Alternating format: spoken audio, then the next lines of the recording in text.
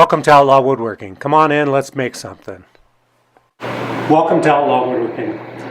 Once a month, I've decided to give away a cutting board to my favorite YouTube channel of that month. And recently, I've been watching a YouTube channel called Matt's Off-Road Recovery, and it's fun to watch, and it's interesting, and you learn a little bit of stuff about getting people unstuck and the different, they're in the desert, they're in the snow, they're in the mud. Anyway, it's really fun to watch. And this month's giveaway is going to Matt's Off-Road Recovery, and they're up in Utah. Anyway, this is what I made for Matt. I don't know if you could see it good there, but it's a cutting board with his logo in it. And I'm going to ship that off today. And anyway, yeah, let me show you how I made it. Let's get started. It's funny, this is my view from my shop every day. These little bucks coming down from the National Forest and coming right outside my shop, which is pretty nice. I don't know what they're eating there, some kind of grass or something. But they're out there every day. And yeah, it's pretty nice out here. Some squirrels. Okay, so the first thing we're going to do, we're going to make these guys a nice little cutting board with an epoxy inlay, but we're actually going to do it all in black. The cutting board is maple and cherry, so we're going to create a new file. I've got my measurements already in there, 11.494, 9.815, and 1.7825 thickness. We're going to start from the 0 position at the top left corner. The bottom, or we're going to start cutting from the bottom left-hand corner. We're going to do standard because that's pretty much the fastest, and we'll hit OK. Now we're going to go up here, right here to the import bitmap. Now I already have a black and white image that I grabbed off the internet, so I'm going to open that up. I'm going to go ahead and click on it. I'm going to hold my shift key down, and I'm going to make it a little bigger. I don't know how big I should make it. Probably, I don't want it too big. I think right there would be good. Now what we need to do is convert this to something that we can cut. So we're going to go up here to this little bird over here. Trace bitmap, fit vectors to selected bitmap. So we're going to click on that. Now you can see you got an option color or black and white. Obviously my picture is black and white. So I'm going to leave that at black and white. I'm going to go down here and hit preview. And we're going to inspect that. Actually, it does not look too bad. So let's hit apply. Now we're going to go ahead and close that. We're going to delete the original picture. Click on the picture and delete it. There we go. So that's what we're left with. Now, I don't want to have this outside line. So what we're going to do is highlight it. We're going to right click and we're going to ungroup objects. Now what we can do is we can actually highlight just that outer circle and delete that. And this is what we're left with. And this is what we want. Now you want to kind of zoom in, make sure there's nothing. This picture actually looks pretty good.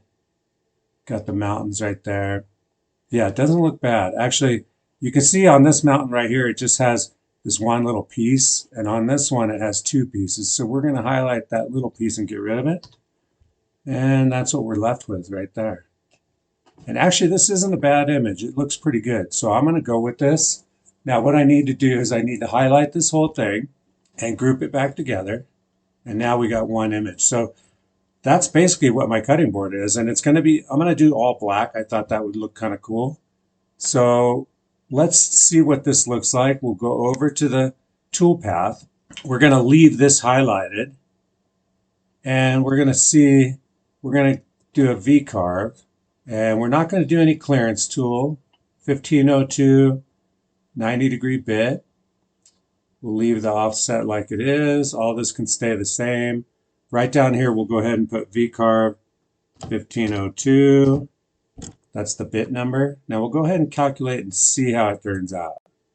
It doesn't always turn out the way you want, so you gotta really, we're gonna preview all toolpaths. Actually, that came out pretty good, actually. Let me know what you think in the comments, but that looks like that'll work. Right off the bat, I XYZ with a straight cut bit, and then I touch down with this 1502 V-carve bit. And I'll show you a picture of this bit. It's from Whiteside. And then I run the program to cut this cutting board. And this is 8 times speed.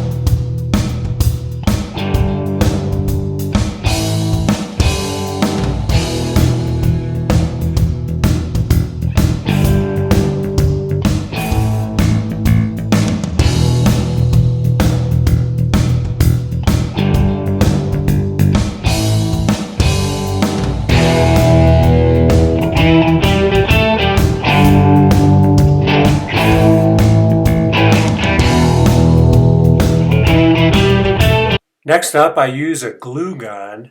Now this turned out not to be the greatest idea, but I changed my mind about the colors on this cutting board. I decided to do 2 colors. Matt's, the off-road is yellow, and then the 2 outside pieces are black. And his off-road recovery vehicles are yellow, so I just changed my mind and decided to do it with the 2 colors. And right here I'm pouring the yellow. Now what I've done is I've basically used the hot glue gun to create barriers around where I'm pouring in the epoxy so that it didn't bleed into each other, and I could basically pour them both at the same time. Now right here I'm pouring the black, and again we mix these up for about 5 minutes, scraping the sides, and then we pour it in. And you want to make sure your room temperature is around 70 degrees, which actually it's a little cool in here right now, but I think it's going to be okay. Right there I pour the black, being extra careful not to get it into the yellow. And the hot glue gun actually worked good as far as keeping it off the, right here I torch it out. So the hot glue gun did work good for keeping it from bleeding into the other thing, but the next day it's all dry, and that's when I realized that the hot glue gun wasn't that great, because when I tried to sand it off, you know, the epoxy's dead hard, but the glue, the hot glue gun, it was kind of melting and just clogging up my sandpaper and everything. So that created a little bit of trouble, but it wasn't too bad. And right here I'm grinding kind of a lot of the epoxy off with the grinder with a sanding disc wheel, and that speeds it up a little bit. I get it down. I don't want to go to the wood with the grinder, but I want to get it pretty close. I then switch over to my Makita sander with dust collection on it. And I am wearing a mask, ventilation mask, and I have my overhead room filtered on at the same time. And right here I sand with 80, then 100, then 120, then 200. And I think I quit at 200. It was pretty smooth. Right here I'm cleaning up all my mess and sanding some of the edges. Anywhere there's a little burn mark or something, I want to make sure it's really nice for Matt. And yeah, finish cleaning up all this dust from the grinder. The Makita sander with the dust collection actually works pretty good. It doesn't it collects most of the dust, but the grinder, obviously it doesn't have dust collection on that. Now I believe Matt is a hunter also. I'm not positive, but I also put a bear on the back side, so if he wants to, instead of using the top part with his logo, he could flip it over when he wants to cut some meat or anything like that and use the side with the bear on it. Right here I'm using mineral spirits. It's food grade mineral spirits. Thanks for watching this episode of Outlaw Woodworking. I hope you liked the video, and yeah, we're going to get this shipped off to Matt's Off-Road Recovery. So once a month I'm going to do a giveaway to YouTube channels that I've enjoyed either watching or learning stuff from. And yeah, I thought it'd be a fun thing to do. Anyway, thank you very much for watching. Please subscribe, like the video, and I will see you next time. Later.